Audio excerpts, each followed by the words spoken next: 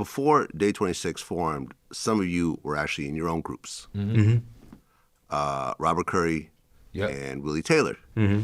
A group called Antoine and Ray Ray. That was so that's not the group I was in when I made the band. I was in another group called Trilogy before that, signed to Wyclef. But Antoine and Ray Ray is when I was like 10 or 11 years old. Oh, when you were a kid? Yeah, signed to Michael Bivins with the Biv 10 Pee-wees. Was signed with 702 and Subway and all that whole time, that whole era. Yeah, I mean... With Another Bad Creation and all that. Yeah, I remember that. Yeah, the... Boys to Men.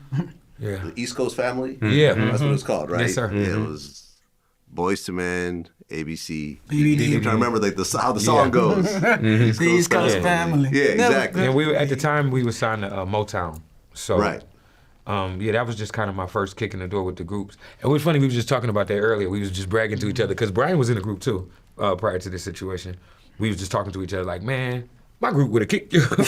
My group would have died down. But really, it's dope to realize that I've been in groups that long, and then now I end up in literally, to me, the best group in the world. And I thought that's the group I was in before I got here. Right. But I realized they ain't touching Day26, dog. That was the real deal. Yeah, buddy, you thought wrong, buddy. Yeah, I mean, like Michael Bivins, he had a home run with Boys to Men. Yeah. Oh, yeah. Like, that was mega huge. Mm-hmm. But the other groups kind of, ABC had some videos out on MTV, and like I said, Subway, I remember, had a song that you heard about. But like a lot of these groups, 702, they did pretty well. Okay. They did okay, but Boys to Men was the big, Yeah, probably for sure. bankrolled everyone else. Which is the reason why I even signed with him, because I wanted to be on some Boys to Men status. You feel like he understood that At movement. least, right. Now, there was another group called Quiet Storm. Yeah. Your group. Yeah, now I was in a group called... KWIET for quiet. It was, Yeah. So that was before that's really the group I started when I was in high school. So all my high school years, I started with this group.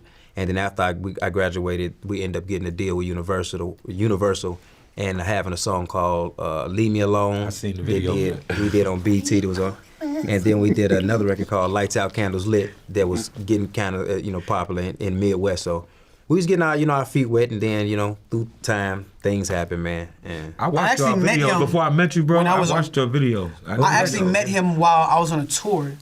With Like with my old Mason group. Road, right? I was in a group called Mason Road. We were on a tour, and we actually happened to come to Chicago, and that was the last date that they were on that tour. Right. And we hopped on that tour that day. Yeah.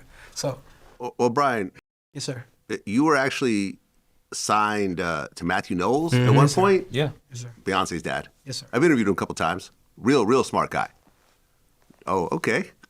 I guess things didn't go well. Huh? Things didn't go well with Mathew? No, what you talking about? I'm listening. You're listening, right. I'm listening. There's a few things were fingers that amazing kind of with went up during that listen. Right. There we go. Yeah. I'm listening. You want to talk about what happened? I mean, things didn't work out. I got my release forms and did Making the Band, and here I am.